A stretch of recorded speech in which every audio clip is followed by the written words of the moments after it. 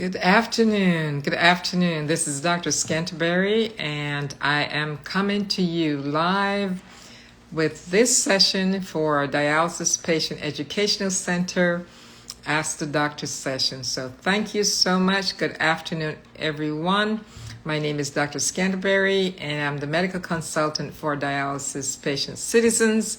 And this afternoon, we are having your Ask the Doctor Kidney Doctor session. So thank you guys for joining.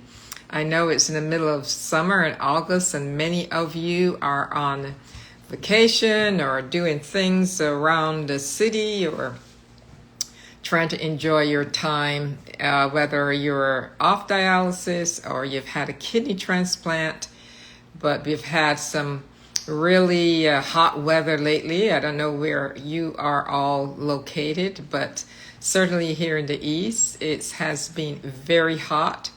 And so it's very important to stay hydrated. I actually just came back from vacation just yesterday. I was out on a Mediterranean cruise, and it was very hot also in Spain and in Portugal. So I know what it also here in the United States. Actually, there's some days where it was actually hotter over there than it was here in Delaware, Philadelphia area. So I don't know what your temperatures are doing in your region, but certainly I want you all to be aware of, not getting overheated, making sure you stay cool. If you have a fluid restriction, you have to be careful about how you take in your fluids, and also to find opportunities to have that cold sensation if you're on dialysis and you cannot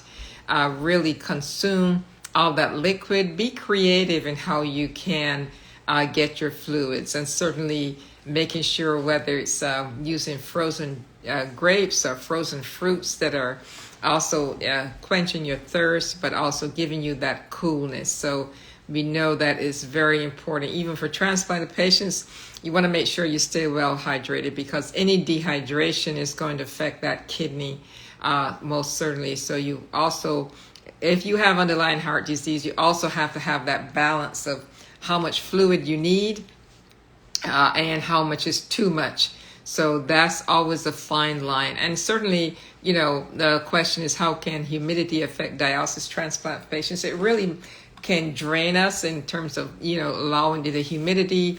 You often, even in terms of some people, it may affect their asthma, or they breathe in. You may have problems breathing depending on how humid it is outside and being able to. So if you have underlying asthma, you also want to be careful about the humidity. Oftentimes it may not be terribly temperature wise, but the humidity can often make you short of breath. And so you got to be careful about that. So you want to, they have all these portable fans now that you can purchase, whether it's one you hold on to and you can charge it, and so you can give yourself some air, or even have those that you wear around your neck that can keep you cool and generally keep you from feeling overly exhausted. So that becomes very important. And I certainly, when you go to, or I encourage you to sign up and visit Dialysis Patient Citizens website, so that there are always lots of information on there about recipes and information for you regarding your health, benefits, advocacy, all those kind of things. So if you are not a member, please go on the website and connect. And if you know others who are not part of this conversation or even have visited the website, please encourage your those who are on dialysis with you, or if you have a transplant, share the information with your other transplant recipients so that they can gain the information. And also those who are caretakers. Remember, it's also important, if you have caretakers, that they're also aware of the information and how they can help, how they can contribute in being your advocate, also being a partner in your journey, and that becomes important too. So your caretakers also want to be on board with what things benefit you, what things are not good for you, and how they can contribute to making your journey as smooth as possible. So that's also encourage those who take care of you to also be sure that they may also want to log on and gain some information and insight, as well as even begin to be advocates. So thank you guys for joining. Again, my name is Dr. Scanterbury, and I am the medical consultant here at DPC, and this is our Instagram Live here on August 17th, 2024. So what would you guys like to talk about today? Post your questions in the chat, and let's see what we can discuss. You know, the last session we had was on phosphorus, and I hope many of you were able to tune in and learn that the importance of keeping your phosphorus down and how it plays a role in worsening of cardiovascular disease, especially when it comes to plaque formation and just the deposition that occurs in your blood vessels. You know, we have many patients who end up with Charcot's foot or joints, and that becomes an issue because the blood vessels, you have very poor blood flow because of the disease that accumulates in the blood vessels. So you want to be careful about really keeping your phosphorus within check, because certainly we know there are two ways of getting your phosphorus out. One, in terms of binding it, and and so that you may be on binders, and if that's not working for you, then there are other ways that they can talk to your healthcare provider about how you can, even when you do all the things that are necessary to keep your phosphorus in check, there may still be issues with it. So we want to be careful with that. And certainly as we get into the summer and the summer fruits and potassium also, you want to make sure that you're careful about your potassium intake as you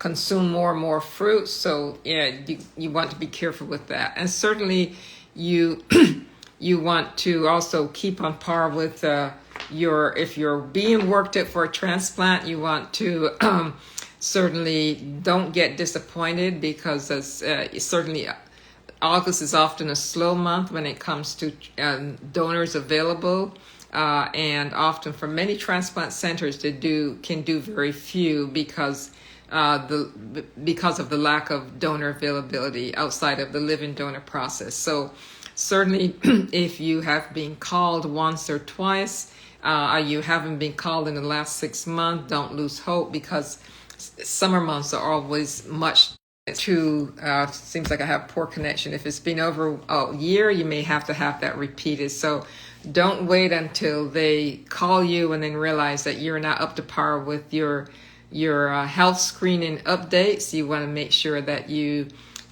keep up to date with those things. And many of you see many doctors, whether it's cardiology, pulmonologists, your nephrologist, but you also have to have a primary doctor so that they can send out these referrals and get you up to date with all your tests, that they can follow through to make sure that you are doing what you're supposed to do and that you're getting your tests appropriate. So those things are also important. So if you don't have a good primary, remember your nephrologist is not your primary doctor.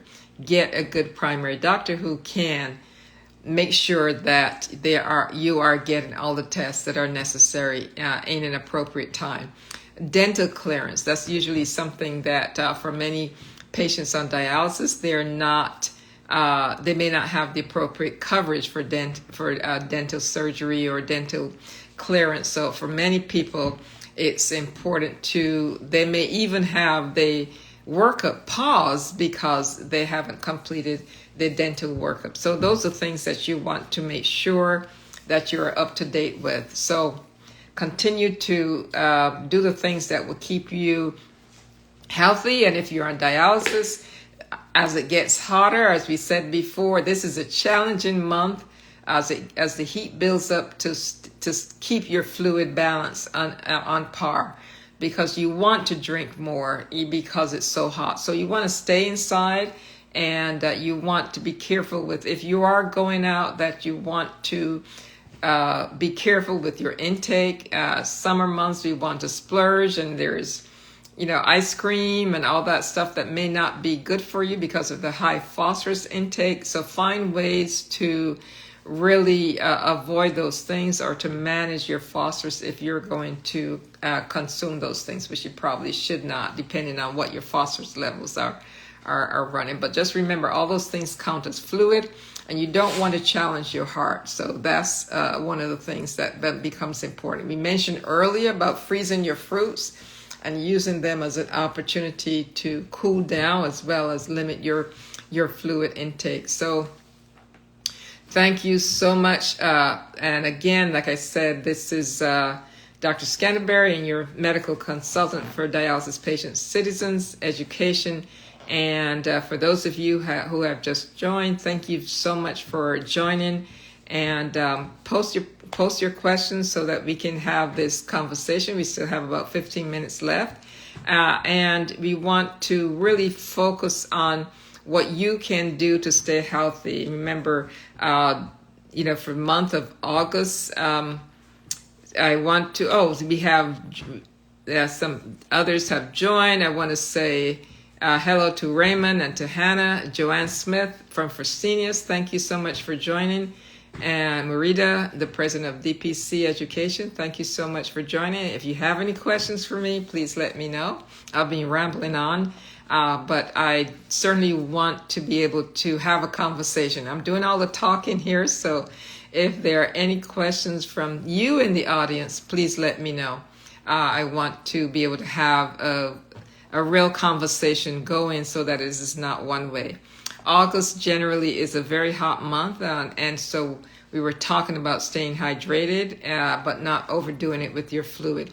Certainly, we want, for those who are in transplant, remember that if you need an advocate, that's someone who can help you get through the workup process, get on the transplant list, and also advocate for you if there's a possibility of finding a living donor. And we know that with living donation, that the outcomes with living donors is often much better, because donors are generally worked up to the utmost importance in terms of making sure, number one, if you're diabetic, you cannot usually be a living donor.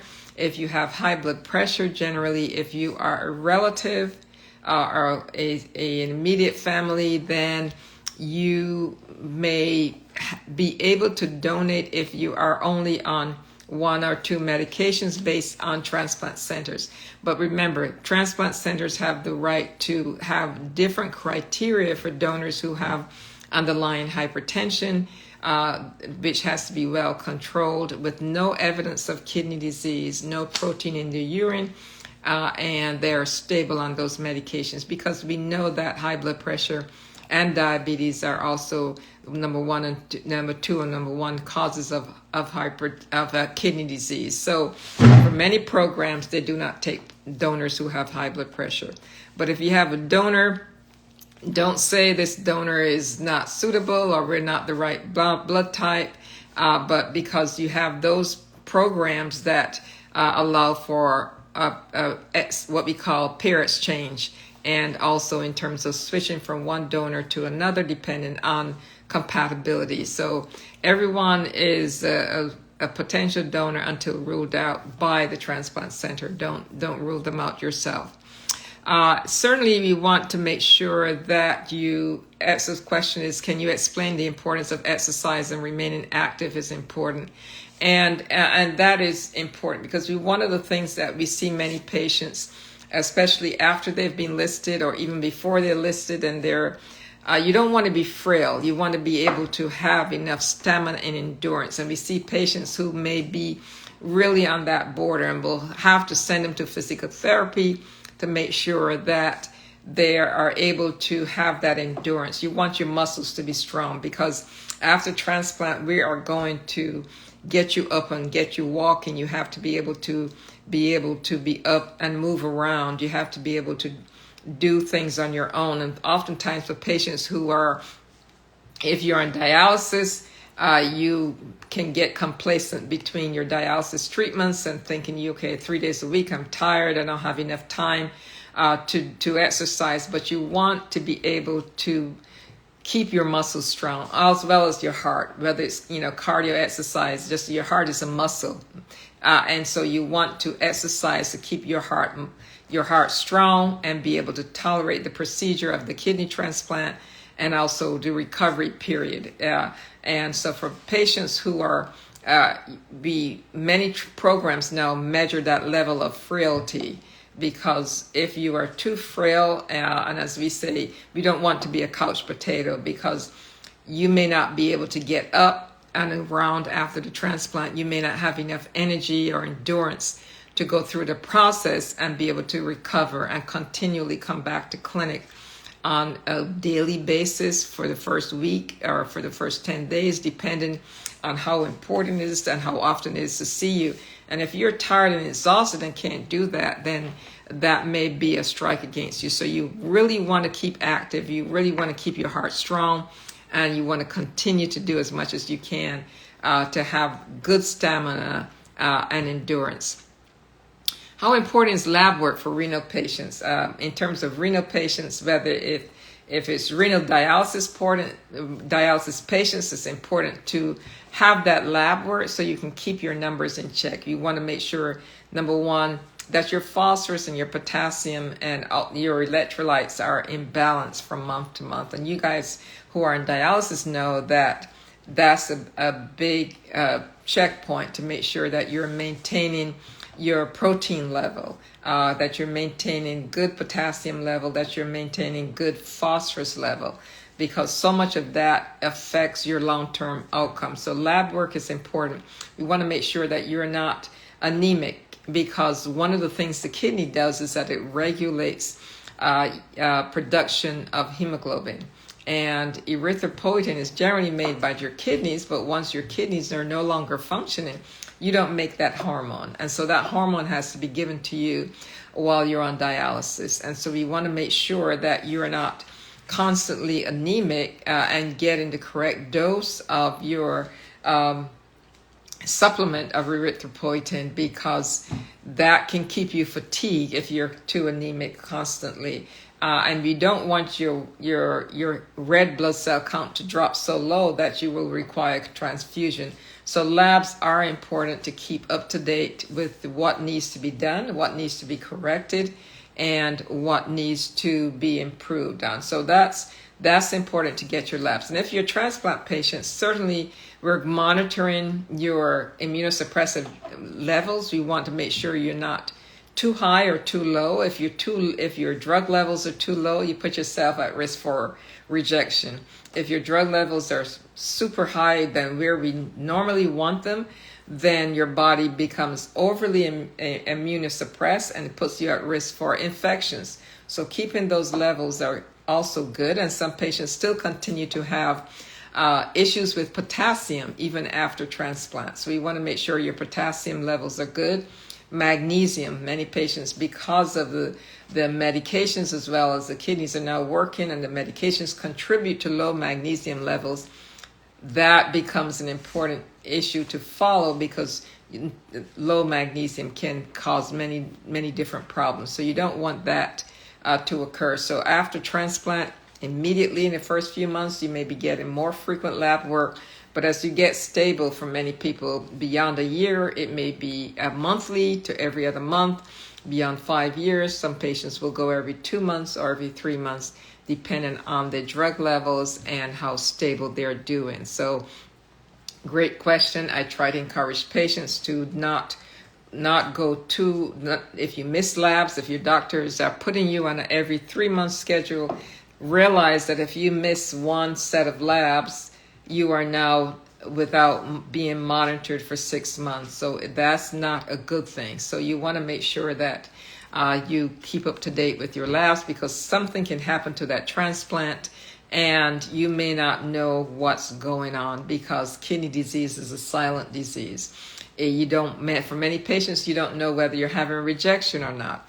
You're still making urine even when your kidney function is no longer appropriate. So your urine output may not change at all. So that becomes important. And you realize that too for many patients who, before they developed end-stage kidney disease and ended up on dialysis, they realized that making urine does not necessarily relate to your overall kidney function, and it doesn't either, even after transplant. So that is important to get your labs, because those are things that we need to monitor. Fistula versus catheter, please discuss. Well, certainly for patients who are acutely diagnosed with end-stage kidney disease and may get a catheter, because that usually signifies that they need to undergo urgent dialysis, or that dialysis treatment needs to occur within the next few weeks, days to weeks. While many patients are comfortable with the catheters, it's not meant to stay long term, because it does cause issues. And so it becomes important. Patients get comfortable having this catheter. They're not being stuck every time. And they say, well, why can't I not continue to be dialyzed through this? Now, remember that catheter is a foreign substance. It's in your major artery in your neck, and this major vein in your neck, and this vein carries the outflow, the blood back to your heart. So anything that's foreign in your vein is going to create a reaction. And so what happens is that vein becomes narrow and accumulates buildup of substances that can cause narrowing of the vein. So when you remove that catheter, all that's left is just the lumen that has been created by that catheter, and now you have poor drainage of blood flow back to your heart. So for some people, it can become thrombosed. It can get infected, and because this drainage of blood back to your heart is so close, any infection from the skin can go into that catheter, causing a blood infection, causing sepsis, which can be very devastating and requires a hospitalization, and can be fatal for some people. So you don't want to keep that catheter long term because of the issues of clotting.